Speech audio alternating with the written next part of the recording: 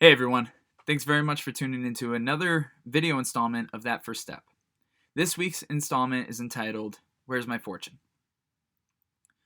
Today, I went and visited my grandmother for lunch. She told me prior to coming over that she was in the mood for Chinese, so I brought her spring rolls and lo mein while I had chicken and broccoli. When it came time to have our fortune cookies, there was no fortune inside of mine. I joked with my grandmother that I had no future, while she retorted, maybe it's that you'll have nothing to worry about.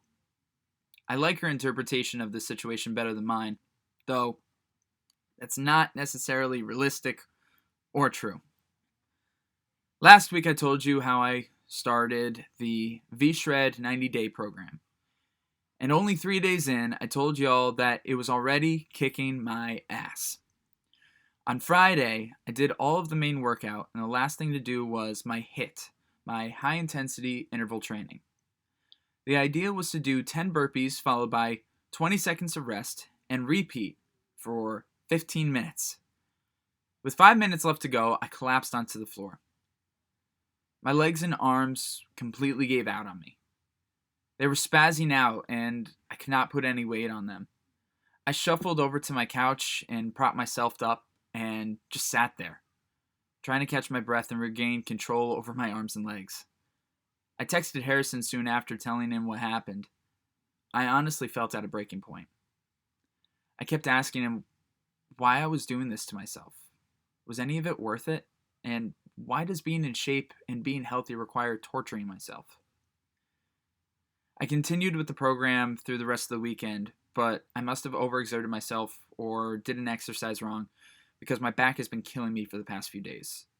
I've taken it lighter since then. Haven't given up completely, just lighter. I even posted in the Facebook group for V-Shred about my experience. An admin got back to me saying that this is typical and that with consistency and training, it will get easier. He recommended, like Harrison, doing an amount of reps and sets that worked for me. There's pushing oneself and there's pushing oneself to the limit. And boy, do I feel like I'm pushing myself to some limit. I have no consistency to my days. I try to plan out a day and get my work down, but it just hasn't been successful. You want to make God laugh? Tell him your plans. Again, it's been more snow, more errands, more unexpected phone calls and emails, and more appointments. I just had to make an unexpected car payment, and that hurts my savings for a new computer. Frankly, I've been trying to save my money for few projects and necessities, but the money's just been going so quickly to every other place. As for my work, I feel like I'm falling behind. The only truly consistent thing I do is Walsh Wednesday. If I didn't do that, I probably wouldn't have a marker as to what day it is. I'm not finally sitting down to do anything until 8 or 9 after I make dinner. Now, the night is a nice time to get things done because it's quiet and no one needs me. But by like 9 p.m., I'm spent. It's not like I've been sleeping well recently either. That 8 or 9 hours of sleep I boasted about in prior installments is gone. Been having nightmares for the past 2 weeks. I normally have some weird dreams when I dream, but this has been a constant onslaught of terror. I don't think I've ever had consistent dreams this bad. I resorted to sleeping with the lights on again. That first step started off as a betterment challenge, and I expected to inform you all about the progress of my journey and give tips on everything.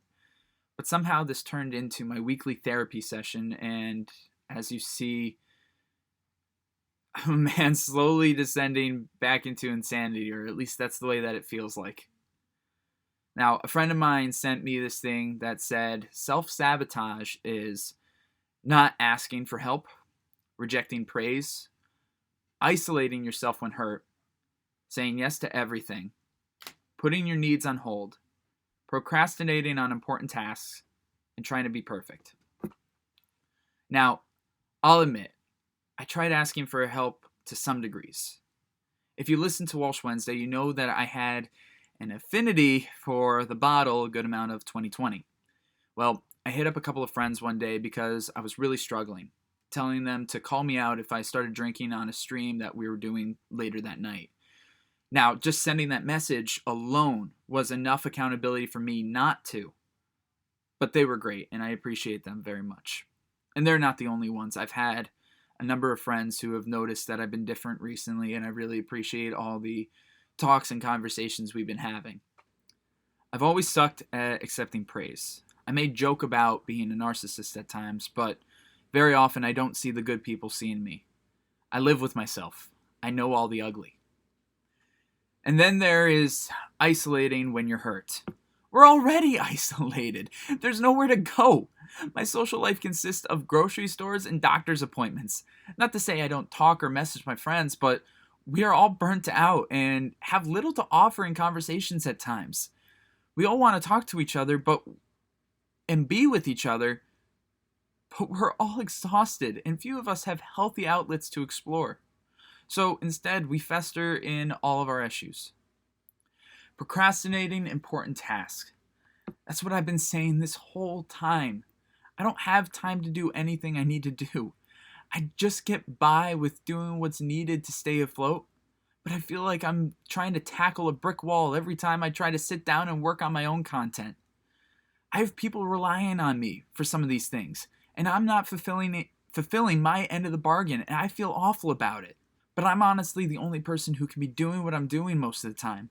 Those around me are all strung out and burnt out too, and I'm the most available. If I didn't put my needs on hold, I don't know how these other important things would be accomplished. Lastly, trying to be perfect. I stopped trying to be perfect a while ago. I'm simply doing. That's it. Do or do not, there is no try. It's either you make it happen or you don't. And lately, I feel like a lot of don't is happening.